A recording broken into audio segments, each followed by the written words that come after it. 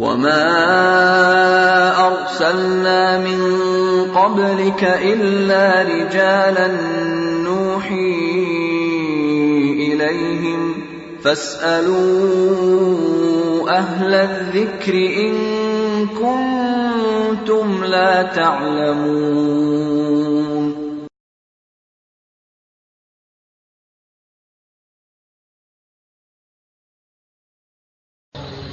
إن الحمد لله نحمده ونستعينه ونستغفره ونعوذ بالله من شرور أنفسنا ومن سيئات أعمالنا، من يهدي الله فلا مضل له ومن يضلل فلا هادي له، وأشهد أن لا إله إلا الله وحده لا شريك له، وأشهد أن محمدا عبده ورسوله.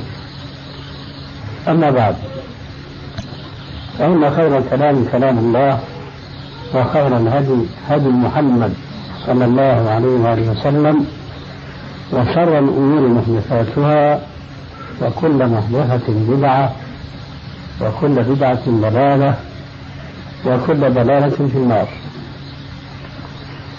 لعل الإخوان الحاضرين جميعا يعلمون من دلالة هذا الحديث وأمثاله مما هو ثابت في كتب السنة وصحيح الإسناد إلى النبي صلى الله عليه وسلم، كحديث عائشة: من أحدث في أمرنا هذا ما ليس منه فهو رد. وكحديث العرباض بن سارية رضي الله تعالى عنه قال: وعظم رسول الله صلى الله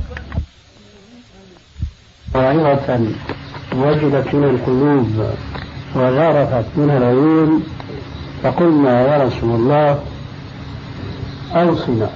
قال: أوصيكم بتقوى الله والسمع والطاعة، وإن ولي عليكم عبد حبشي فإنه من يعش منكم فسيرى اختلافا كثيرا، فعليكم بسنتي وسنة الخلفاء الراشدين المهديين من بعدي، عضوا عليها بالنواجذ، وإياكم ومحدثات الأمور، فإن كل محدثة بدعة وكل بدعة ضلالة. هذه الأحاديث تؤكد ما أظنه أنكم تفهمونه وتعتقدونه، أن الابتداع في الدين كله ضلال.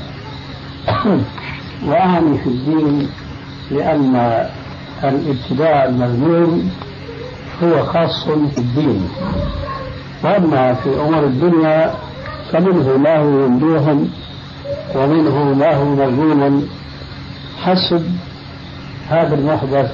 إذا كان عارض شرعا فهو مذموم، وإذا لم يعارض شرعا فهو على الأقل جائز. ومن أحسن ما ينقل في هذه المناسبة كلمة شيخ الإسلام ابن تيمية رحمه الله، حيث أنه وضع قاعدة هامة جدا استنبطها من تلك الأحاديث زايد من نصوص أخرى تدل على أن الأصل في الأشياء الإباحة، وهذه قاعدة أصولية. فقال رحمه الله: الأصل في الدين هو الامتناع إلا لنص، والأصل في الدنيا الجواز إلا لنص. فهو يعني كل محدث في الدين ممنوع، أما المحدث في الدنيا فهو مباح إلا إن عرض نصا كما ذكرنا. ثم مما ينبغي التنبيه عليه هو أن قوله عليه السلام: وإياكم ومحدثات الأمور، إنما يعني كل عبادة حدثت بعد النبي صلى الله عليه وآله وسلم فتكون ضلالة، وإن كان في ظن كثير من الناس يحسبونها أنها حسنة. وبحق قال عبد الله بن عمر بن الخطاب رضي الله عنه: كل بدعة ضلالة وإن رآها الناس حسنة.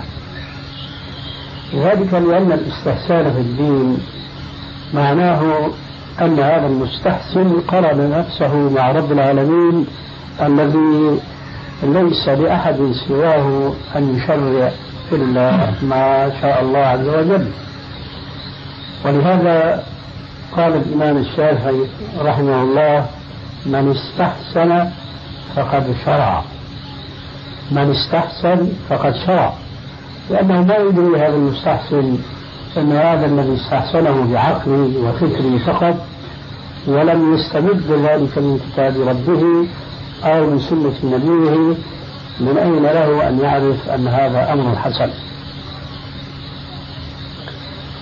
لهذا يجب أن يكون موقفنا جميعا من كل محدثة في الدين الامتناع عنها لما سبق ذكره من أحاديث صحيحة. ومن يشاقق الرسول من بعد ما تبين له الهدى ويتبع غير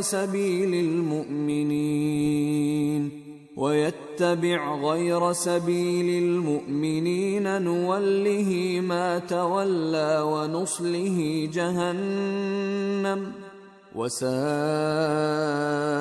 مصيرا.